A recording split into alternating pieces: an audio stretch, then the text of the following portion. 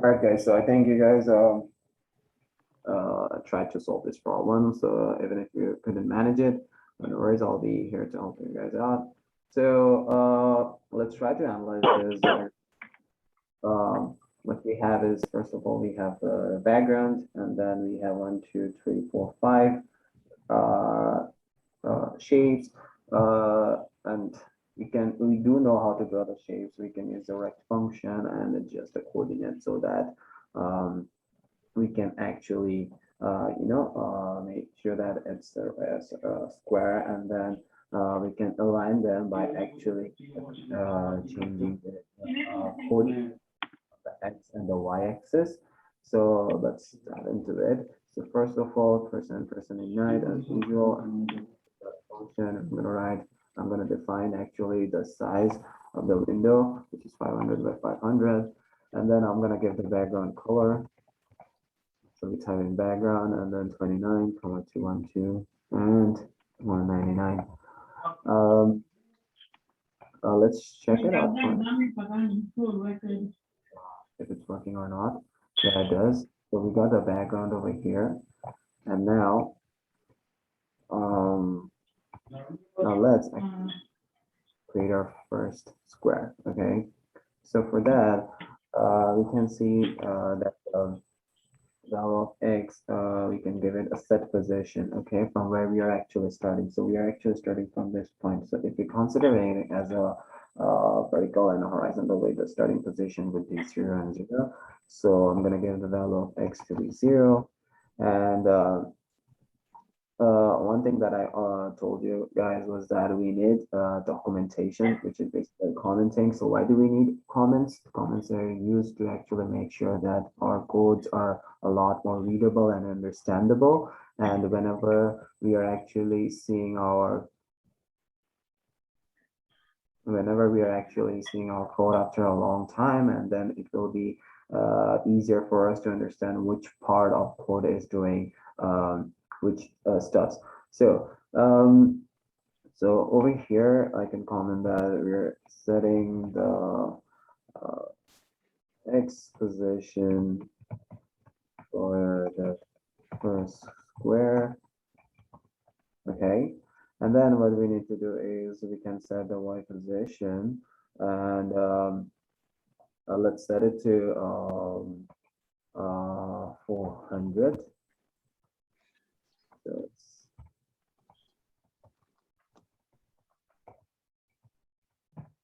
setting the y position. That is also for the first square, and then we can use the rect function. Okay, the rect function we can use x comma y comma, and then it's 100. We're giving the 100 we don't have to be 100 and 100, and this is basically the first square, the bottom corner, the bottom left corner. All right, so if you want to check it out, yeah, so I think there it is. And now we will basically just change the coordinates, and we can work on that. So I'm gonna copy it out, and what I'm gonna do is I'm gonna paste it over here again. So for the second square, what we can see over here is that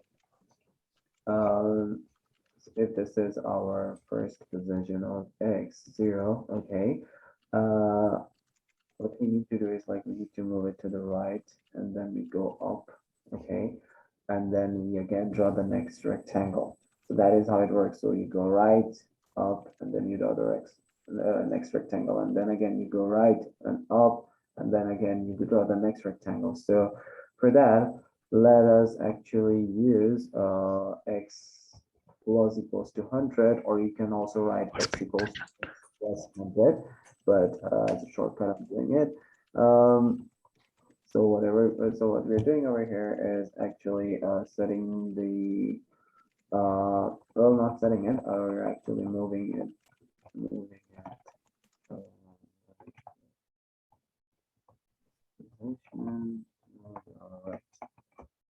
All right, so Now we gotta move the y position to up, and that would be plus 100 as well, because we gotta make sure that these two consecutive squares are attached with each other. So it's also gonna move the y position up.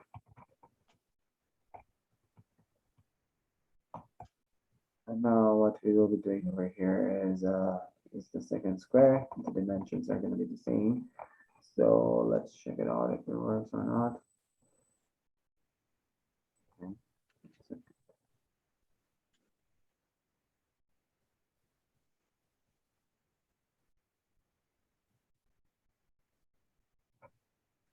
See something?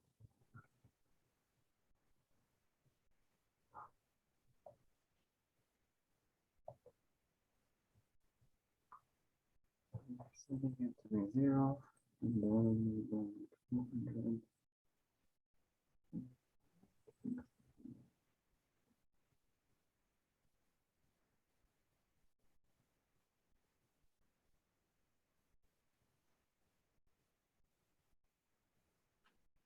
Oh, okay, it should be negative. And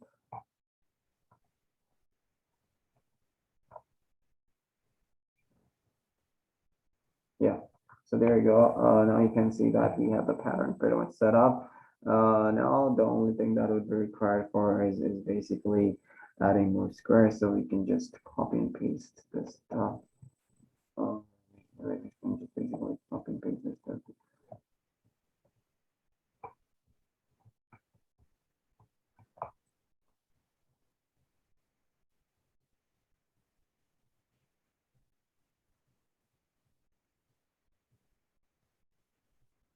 Okay, so there's like an indication.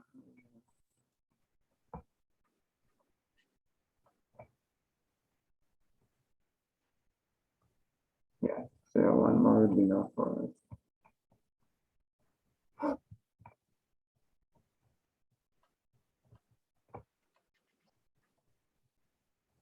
Yeah, so as you can see, that is it. What we did over here was basically just adjusting the coordinates and assigning, just moving the current value of x and also moving the current value of y, just to make sure that we are actually on the track. So yeah, that's how you actually do this diagonal square exercise. And moving on, we're actually going to discuss about a topic which is also really important, like variable. As far as we learned, that is called variable scope. Um, for the variable scope, there are two types of variable scopes. I would say one of them is global and the other one is local. So let's just see over here. Variable scope says how long variables last for and what can see them, okay? Variable started inside a function. Suppose inside of the def setup function or def draw function don't exist out of it. So the variables that we are defining over here. Say for example, x equals to 0. This is the variable that we're defining inside the setup function, okay? And it actually does not exist if I try to access it from the outside, or it only exists inside this function. It doesn't exist outside of this function. So it's not going to do any sort of work if I put it outside, okay? It's not going to even relate to the one that I'm putting in, inside the function. So variables outside all functions are basically called the global variables, and we assign them by using this keyword that is called global. Okay, so if we need to assign a global variable, we always need to make sure that we are keeping this, we are actually using this keyword global in front of them. Okay, an example would be, and I would say an analogy that's written over here. So, the global scope, human rights laws, they say that there won't be any slavery. And functional scope. So this is a global scope, and this is followed by both Canada and the United States. And think of United States and Canada having two different functions, okay? So the national laws of the United States is that you must be 21 to drink, and for Canada, you need to be at least 18 to drink. So these do not relate, so these are different. So a variable that is stored over here should be, suppose x should be having the value of 18. However, the value, variable that is stored in the function for United States should be having x equals to 21. So this does not actually relate to this because the functions that are actually defined inside the variables that are actually defined inside of the function, they only work for that particular function. Okay. So what is limited scope? If we create a variable, as I was saying, so if we create a variable x inside the setup function, it will only exist inside the setup. So as I've given you the example over here, we can see a very short example. Suppose this is the setup function, and then you define the size, the background, and then you define x equals to 10, and you're printing x. Also, you're incrementing x by 5, which is x equals x plus 5, which is going to be 15. And then you're printing x again. But if we try to use x inside draw, we will get an error. Draw doesn't know what x is. So let's just actually try it out. Okay, so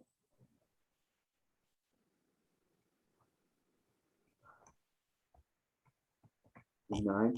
And then we have the setup function, and the size is 500, 500. Background would be blue. Okay, and afterwards it's equals to 10.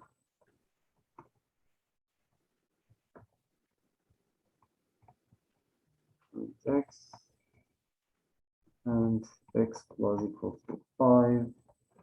And again, I'm using print x. Okay, so if you run it, we don't need to run it right now. Let's try using the draw here and give a print command. Now you can see we are actually getting the error that it says that function name x is not defined. So we did not define any function inside the draw. Sorry, we did not define the variable x inside the draw function. Okay, so we can't just like randomly type print x, but this actually worked for the first function over here. Inside the setup function, we set the background to 500, 500, the width and the height. The blue background, value of x is 10, and then we print it 10, and then afterwards it becomes 15. Okay, so keep that in mind that that's a very important concept. And over here, to fix our example from the previous slide, we can use the global keyword. So create and you can see, so x equals to 10. So if we declare it outside of the setup and the draw, what we need to do is inside of these two functions, we need to add this keyword that is called global x. Okay, so this is going to make sure that x is equally accessible in both the setup function and also the draw function. Okay, so let's try that out.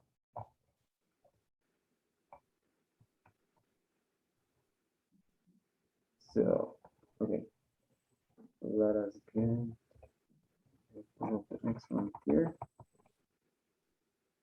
Now we're going to type x equals to 10. All right, and we're going to just type in this global keyword, global x. All right, and afterwards over here also we're going to type in the word global, which is x. Okay, so as you can see, it did work. Okay, so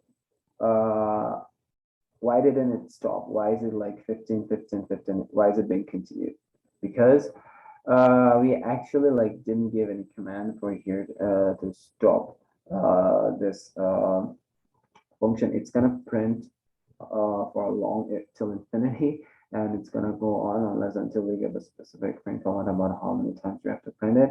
So now you can see that this is actually being printed in both the functions over here in global and setup and also in draw. So this is actually the most important keyword for defining whether your variable is a global one or is it inside the local one. So local means suppose if I declare another variable over here, which is going to be y, say example 5, and then I print y. So this y is a local variable because it is only accessible inside the setup function. It's not accessible inside the draw function.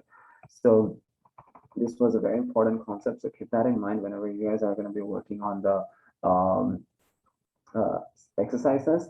And an example would be, yeah, this is the example that I've shown. So we just create an X global variable over here, and then we create a window which is set up 500 into 500.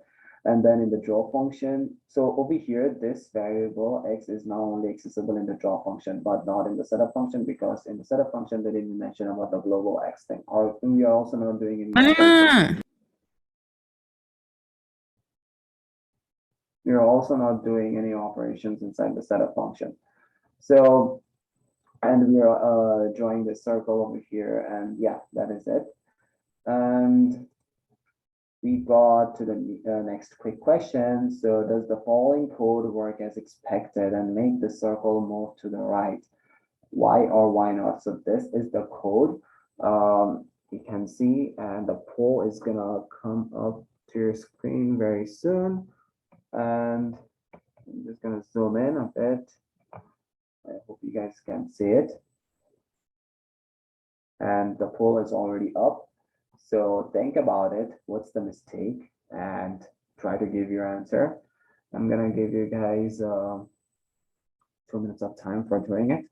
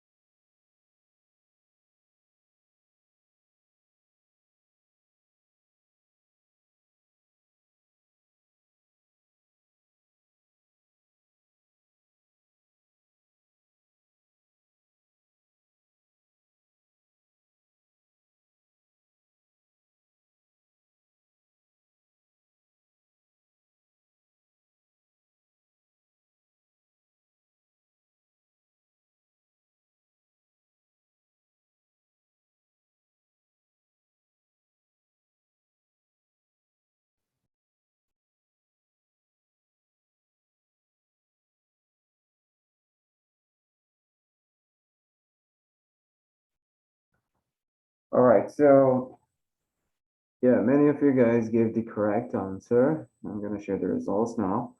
So it's actually option D. The variable X would be redeclared in each iteration of draw and the circle would move. So congratulations, you have given the correct answer. You guys have earned 10 points. So basically this is about that mobile and local thing. So it's like why it's actually being incremented or not. So moving on, how we can use variables to change other variables. So this is actually something that's pretty interesting. And over here, um, for example, in two variables, we can store if the player X's position, player's X position, X position indicating the X coordinate, and also the player's speed.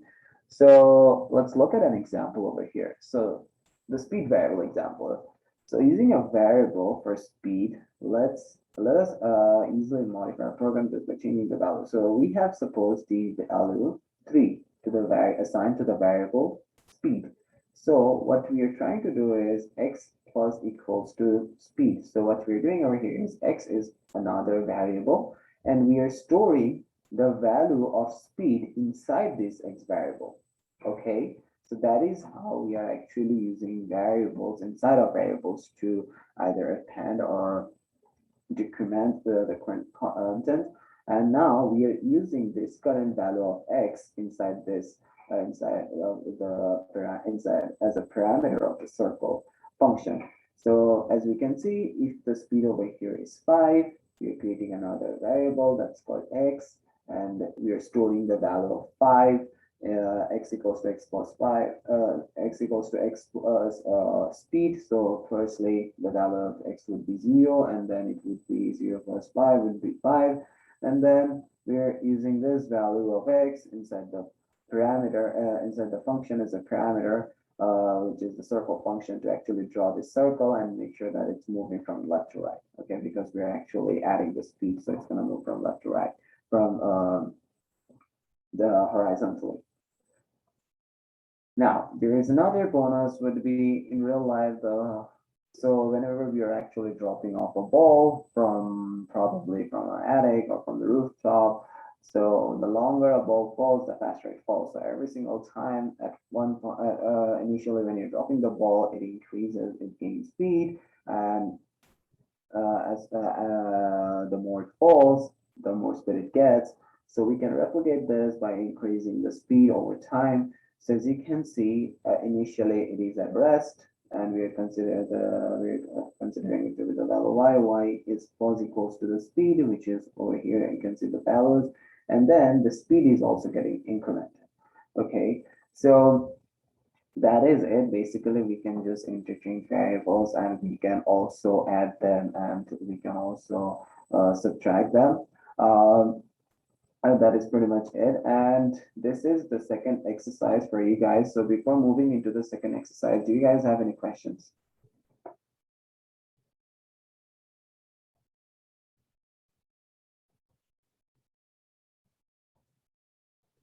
Excuse me, Joshi. I tried doing the other one with a global example, but it said error instead of function. Never mind. I'm sorry, Eric, could you please repeat again? I was asking a question about that thing, but I found the answer. But I found what's wrong. Okay, sounds good. Um, so this is the second exercise. So yeah, you guys have to write a program to draw a circle that moves diagonally down to the bottom right until it goes out of the window and disappears. So this is a bonus activity. You guys can make this, but which is basically that changing the color from red to blue whenever it is actually moving from the top left corner to the bottom right corner. You can see that the color changes. So you guys are going to be sent to breakout rooms right now, and you guys can have around 12 minutes to actually work for this one.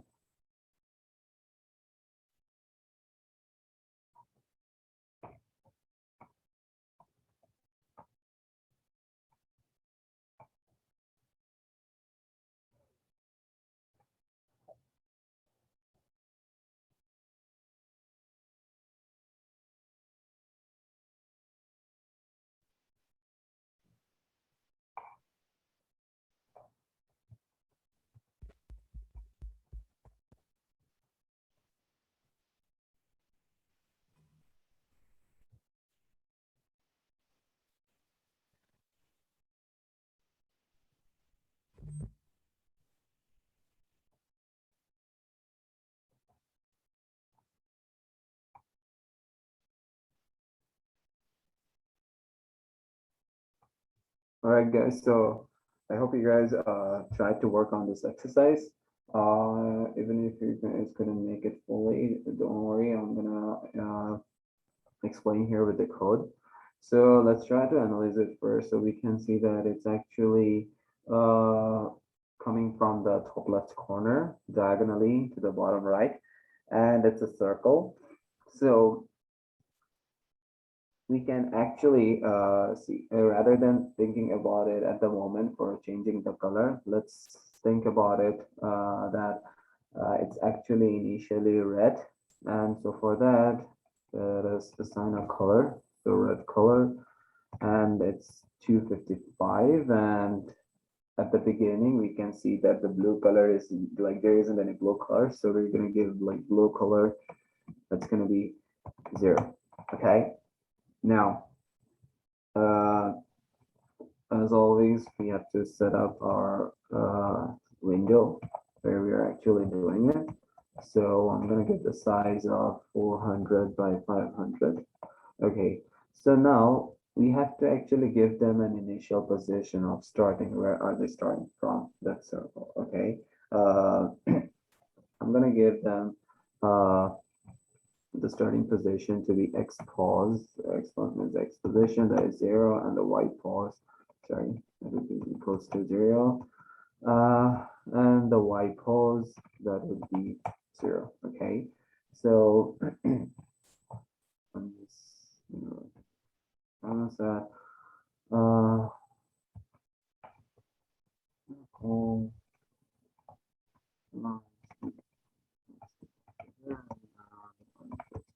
okay, and what we do over here is basically the beginning,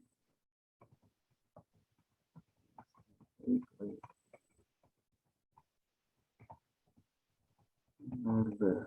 okay,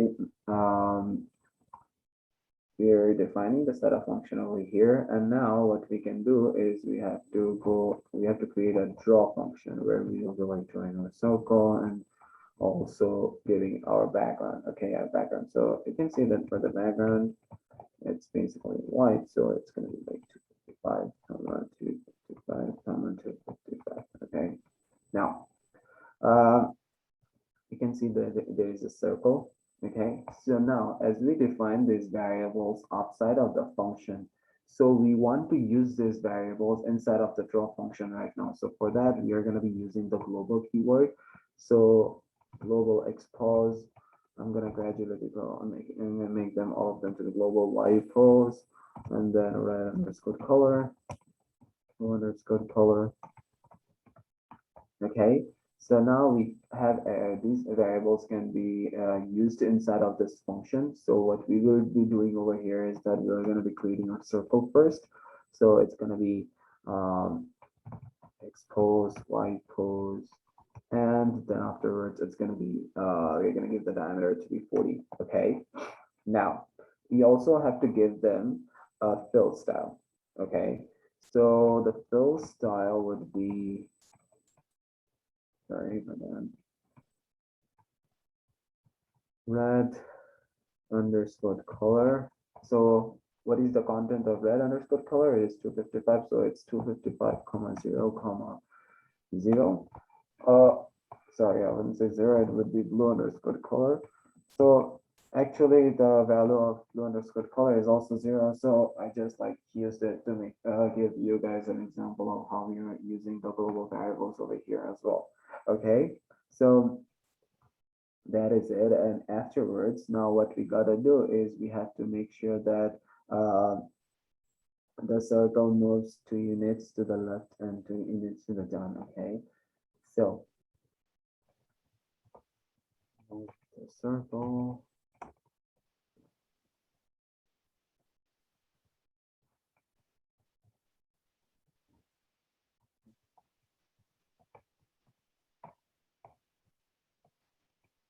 Now what we're gonna do over here is x pause should be plus equals to 2, and the y pause should be plus equals to 2 as well. And what we are seeing over here is that the red color is gradually decreasing and it's turning blue. So what we can do is make the color become less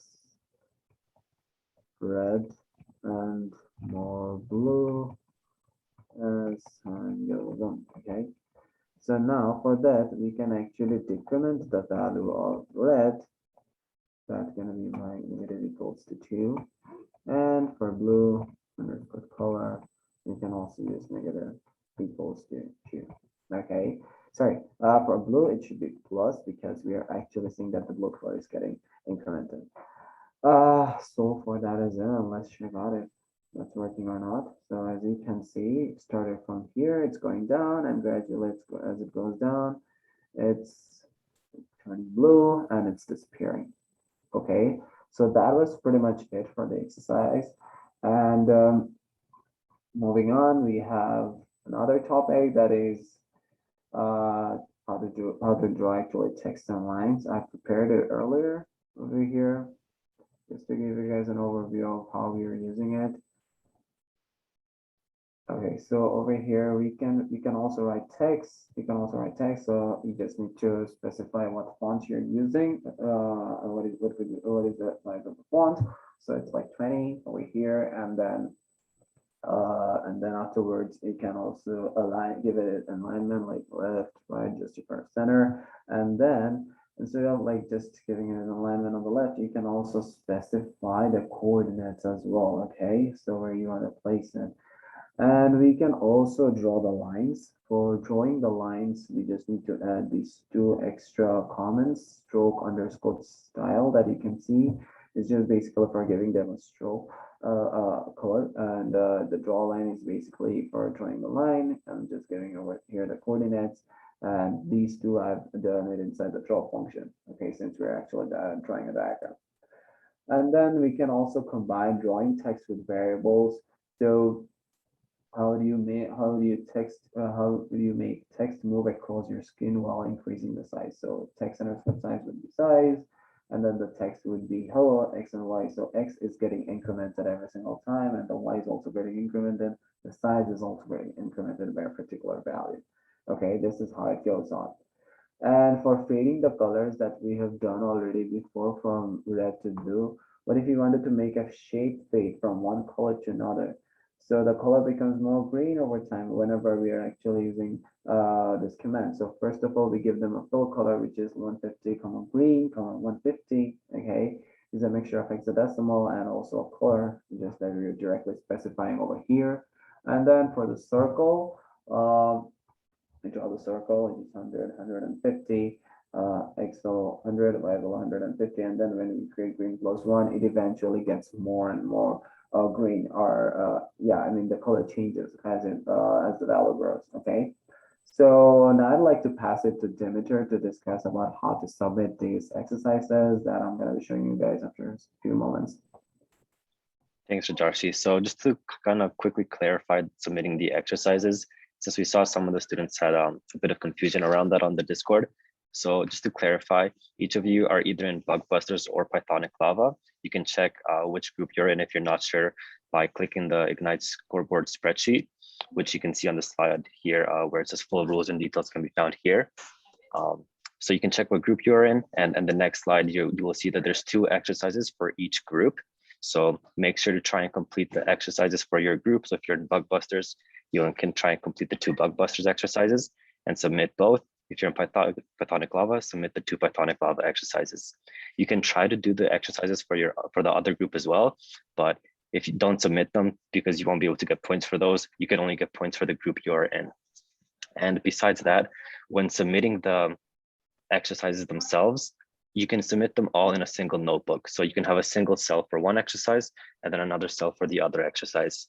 If you're only able to get one, you can just submit the one exercise, or if you're only able to solve it partially, just submit what you have and you can get part marks for that. That's everything for the deadlines. We usually have a deadline of a week after the session for the exercises. So try to stick to that to the best that you can. And that is pretty much everything. I do see a question, when will the scoreboard points be updated? That can depend depending on how many submissions we get. We do have a team of markers marking all of the submissions. So that can get quite busy and it can take some time. So we just ask that you're a bit patient with that.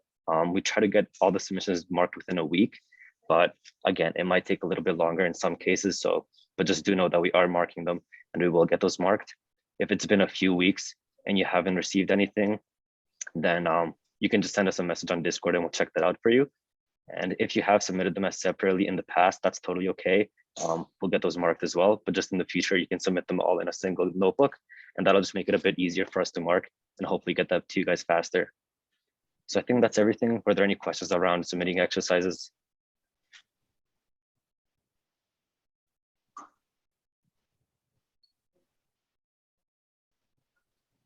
Okay, if not, I'll just pass it back to Rajarshi to go over the exercises for this session. And yeah, so the slides for session 2 for this on the website should be going up soon. Yeah, sorry that's not up yet, but that will be hopefully soon.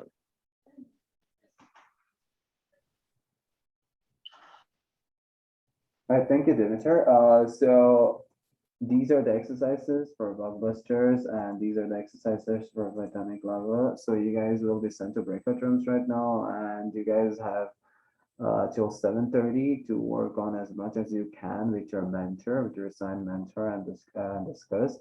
And if you guys have any problems or any confusions, just do approach your mentor. They're always there to help you out. So we're gonna be assigning you guys to the breakout rooms now.